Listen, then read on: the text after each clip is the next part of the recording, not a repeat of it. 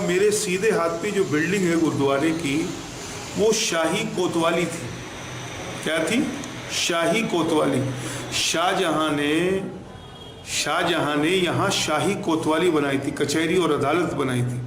यही गुरु तेग बहादुर पे बगावत का मुकदमा चला था, इसी बिल्डिंग में, क्यों? शाही कोतवाली थी।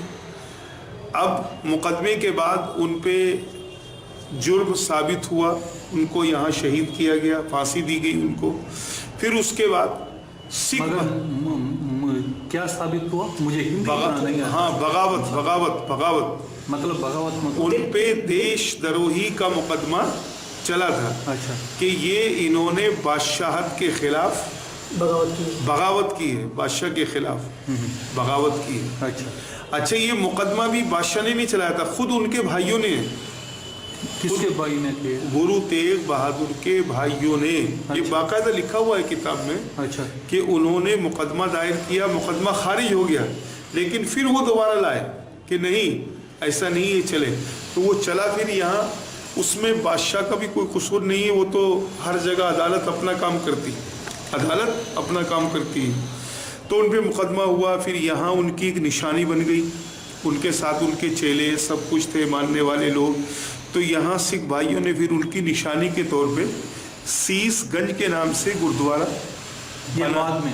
हाँ, आपका नाम मुझे दोबारा बताइए। मौलाना मोहम्मद फुरकान कासमी। और आपका डेजिग्नेशन क्या है? इधर क्या है और उधर क्या है? इमाम, केयर टेकर, शाही सुनहरी मस्जिद, चांदनी चौक, दिल्ली।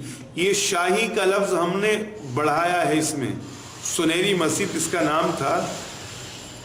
और आप बोर्ड में, वक्फ बोर्ड में आपका पोजीशन क्या? मैं इमाम हूँ। नहीं, वक्फ बोर्ड में आपने बोल रहे थे। नहीं, हमारी ऑर्गेनाइजेशन हमारी। अच्छा। इमामों की अखिल भारतीय इमाम संगठन, ज्वाइंट सेक्रेटरी हूँ उसका। अच्छा, 25 साल से। हाँ, 25 साल। बहुत बढ़िया। वो इमाम ने बोले कि गुरु तेज बहादुर की भाई जो थे, वो इनका ऊपर कंप्लेन किए कि ये एंटी नेशनल काम करते हैं राजा के खिलाफ बोल के। इसलिए आगरा से इनको पकड़ के लेके आया और एक बार मतलब इनको क्षमा करके भेजा गया। ये दूसरा बार लेके आए तभी इनको दंड दिया गया बोल के इमाम बोल रहे थे। नहीं तो उसके औरंगजेब के बाप का क्या दोष था? जब उसने पकड़ के जेल में डाल रखा था, वो एक निर्दयी राजा था। उसने ये कह रखा था कि मैंने यहाँ से हिंदू खत्म करने हैं। ये मकसद नहीं था कि ये एंटी नेशन काम करते हैं। जो अपनी आवाज़, सच्चाई की आवाज़ को उठाता है, वो एंटी नेशन बन जाता है। वो नेशन कैसे था? वो तो हमलावर थे। मुगल इस देश में हमलावर थे। नेशन तो होता है लोगों का, राष्ट्र तो इस यहाँ के लोगों का राष्ट्र होता है। वो तो हमलावर थे और हमारे ऊपर कब्जा कर रखा था उन लोगों ने। और कब्जा शायद हमारे कितने 100 साल इन लोगों ने शासन किया और धक्के से किया। हमारे भारतवर्ष के लोग बंटे हुए थे आपस में। कुछ लोग उनके साथ हो जाते थे, कुछ उनकी फौज में हो जाते थे, कुछ लोग बेचारे जो उनके अत्याचार होते थे, जो अत्याचार नहीं सहते थे वो एंटी नेशन हो गए। गुरु तेग बहादुर जी ने सच की आवाज़ को उठाया कि ये आप धक्के से किसी को धर्म में नहीं डाल सकते। धर्म अपना व्यक्तिगत विषय होता है। जिसको जो अच्छा लगेगा वही धर्म को अपनाएगा।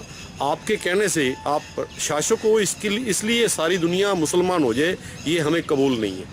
जो अच्छा लगेगा हम किसी को रोकते नहीं। Friends, we at bharatmark.com are involved in Sanatana Dharma Prachar and also exposing all anti-Hindu activities and fighting for our Deshan Dharma.